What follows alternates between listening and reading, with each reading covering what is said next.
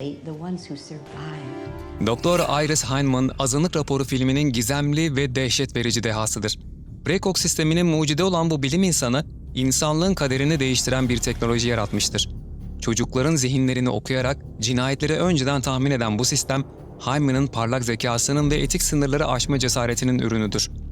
Ancak kendi yarattığı sistemden uzaklaşıp egzotik ve tehlikeli bitkilerle dolu bir seraya çekilen Heinemann, bilimin karanlık yüzünü temsil eder.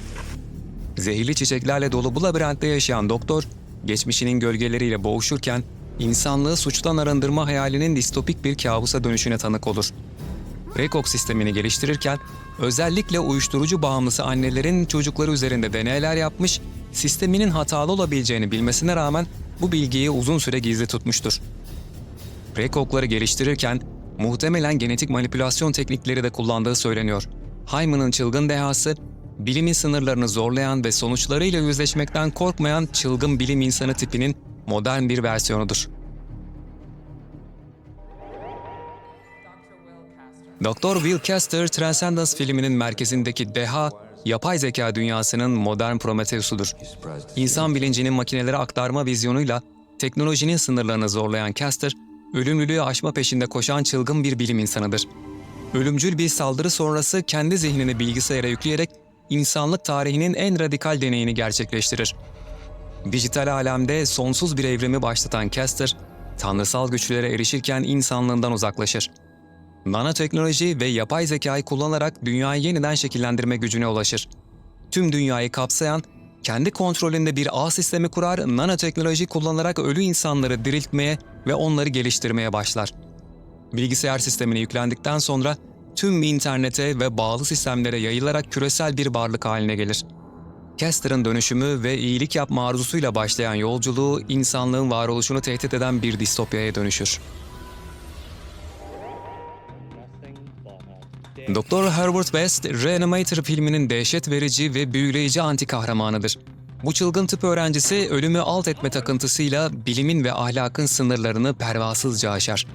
Parlak zekası ve soğukkanlı tavrıyla dikkat çeken West, floresan yeşil bir sıvı geliştirerek ölüleri diriltmeyi başarır. Ancak bu başarı beraberinde korkunç sonuçlar getirir. West'in deneyleri, kontrolden çıkmış zombiler, parçalanmış bedenler ve akıl almaz dehşet sahneleriyle doludur. Deneylerini gerçekleştirmek için sürekli olarak taze cesetler arar, öldürülen Dekan Halsey'in kafasını vücudundan ayırıp sadece kafayı diriltmeye çalışır, farklı cesetlerin parçalarını birleştirerek yeni yaratıkları oluşturmaya çabalar ve kendisi öldüğünde diriltilebilmek için planlar yapıp arkadaşına talimatlar bırakır. Bu modern Frankenstein, cesetleri canlandırırken kendi insanlığını kaybeder. West'in çılgınca yolculuğu, bilimin karanlık yüzünü ve insanın kibrinin yıkıcı sonuçlarını gözler önüne serer. I gave him life. Dr. Henry Jekyll, Robert Louis Stevenson'ın klasik romanından uyarlanan filmlerde insan doğasının karanlık sırlarını açığa çıkaran efsanevi bir karakterdir. Saygın bir bilim insanı ve centilmen olan Jekyll, insanın içindeki iyilik ve kötülüğü ayırma tutkusuyla kendi üzerinde tehlikeli bir deneye girişir. Kendi geliştirdiği özel bir iksiri içerek egolu, vahşi ve ahlaksız Mr. Hyde'a dönüşür. Bu dönüşüm, Jekyll'ın bastırılmış arzularının ve karanlık yönlerinin şok edici bir tezahürüdür. Zamanla kontrolünü kaybeden Jekyll, Hyde'in vahşi doğasının esiri olur. Bu ikili kişilik, Victorian döneminin toplumunun ikiyüzlülüğünü ve insanın içindeki çatışmayı simgeler. Hyde, çeşitli suçlar işler, cinayetler ve diğer ahlaka aykırı eylemlerle şehirdeki güvenliği tehdit eder. Jekyll, zamanla Hyde'a dönüşme yeteneğini kontrol edemez hale gelir ve kişilikleri arasında geçişler giderek daha düzensiz ve zor kontrol edilir olur.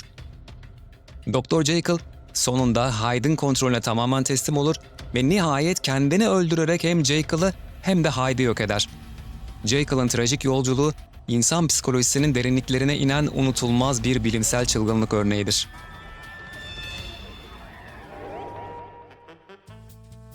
Profesör Sherman Klump, The Nutty Professor filminin hem komik hem de dokunaklı baş karakteridir. Bu sevimli ve kilolu dahi kimya profesörü, kilo verme ve özgüven kazanma arzusuyla çılgın bir deneye girişir. Geliştirdiği mucizevi formül onu geçici olarak karizmatik ve egolu Body Love'a dönüştürür. Ancak bu dönüşüm beklenmedik ve gülünç sonuçlara yol açar.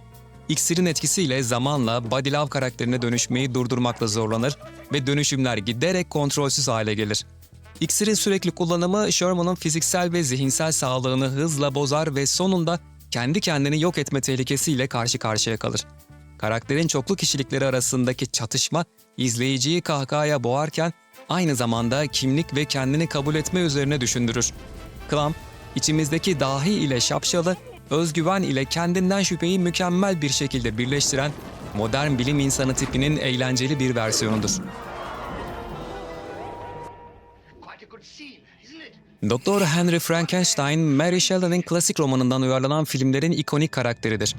Bu çılgın deha, yaşamın ve ölümün sırlarını çözme takıntısıyla mezarlıklardan ölü insan bedenlerinden parçalar toplar ve topladığı parçaları birleştirdikten sonra yıldırım gücünü kullanarak bu cesetlere hayat vermeye çalışır. Karanlık, yıkık bir kalede yürüttüğü deneyleri bilimin karanlık yüzünü simgeler. Fakat deneylerindeki yaratığa hayat verdikten sonra ona karşı sorumluluklarını ihmal etmiş, duyarsız ve soğuk davranmıştır. Sonunda yarattığı canavar kontrolden çıkarak yaratıcısının kabusuna dönüşür. Frankenstein'ın trajik yolculuğu, insanın Tanrı'ya oynama arzusunun tehlikeli sonuçlarını gösterir. Dr. Frankenstein, insanlığın bilgi ve güç arzusunun hem yüceltici hem de yıkıcı potansiyelini temsil eden sinema tarihinin en çarpıcı bilim insanı portreleri arasındadır.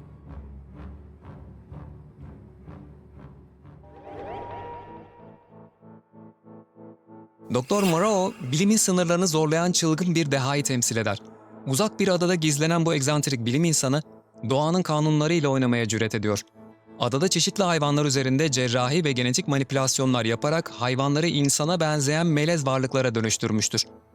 Canlı hayvanlar üzerinde acımasız deneyler yaparak onların ağrı eşiğini test etmeye başlar. Yaratıklarının insan gibi davranmalarını sağlamak için onlara bir kanun öğretmiş ve kurallara uymalarını zorunlu kılmıştır. Bu kanunlar onların hayvani içgüdülerini bastırmaya yönelik.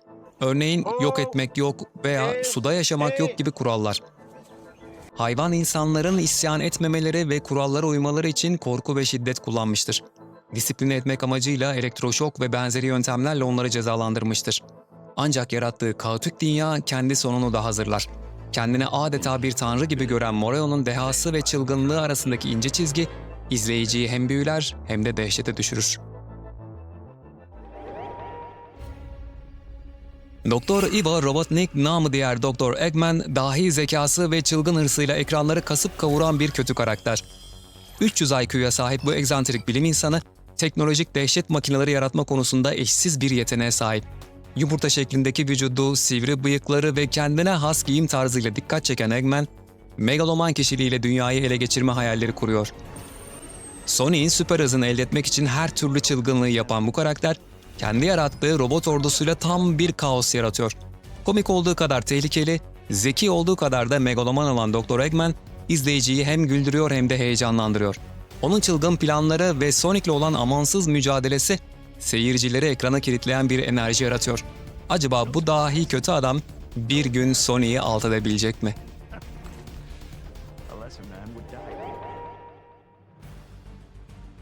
Dr. Emmett Brown, bilim dünyasının en çılgın ve sevimli dehalarından biri. Dağınık beyaz saçları, abartılı mimikleri ve beklenmedik çıkışlarıyla akıllarda yer eden doktor, zamanın sınırlarını aşan bir mucit.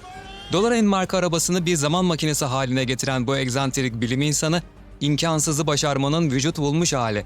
Zaman makinesini çalıştırmak için ihtiyaç duyduğu plütonyumu Libyalı teröristlerden çalmış, 1955'teki DeLorean'i tekrar çalıştırmak için saat kulesine çıkarak yıldırım çarptırmış, zamanda yolculuk yapabilen uçan bir tren inşa etmiş, Marty McFly ile birlikte geçmişe ve geleceğe yaptığı yolculuklar sırasında kasıtlı veya kazara tarihsel olayları değiştirmiştir.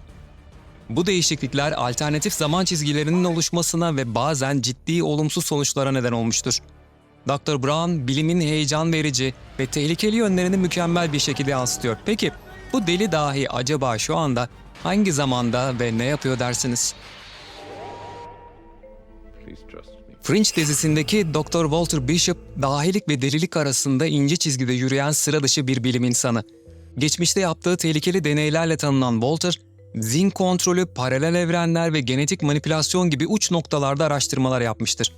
Ancak bu deneyler genellikle yıkıcı sonuçlara yol açmış ve Walter'ın yıllarca akıl hastanesine kapatılmasına sebep olmuştur.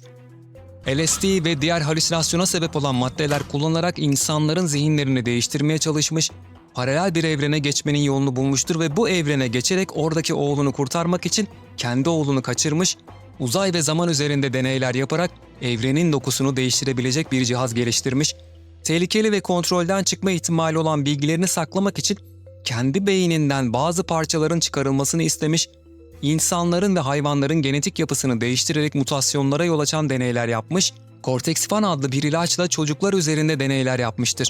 Onun uçuk ve öngörülemez doğası izleyicileri hem güldürür hem de düşündürür, Fringe'in bilimsel, gizem dolu dünyasında merak uyandıran bir yolculuğa çıkarır. 3,